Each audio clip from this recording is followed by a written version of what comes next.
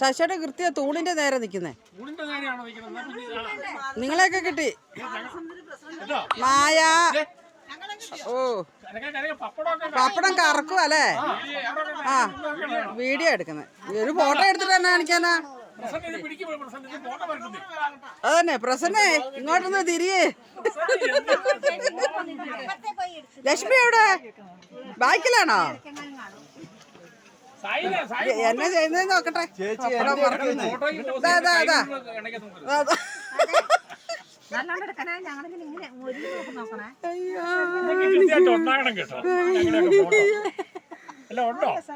ഉണ്ട്. അതാ തൂണിന്റെ അപ്പുറം ഇപ്പുറം പപ്പടം. ഓഹോ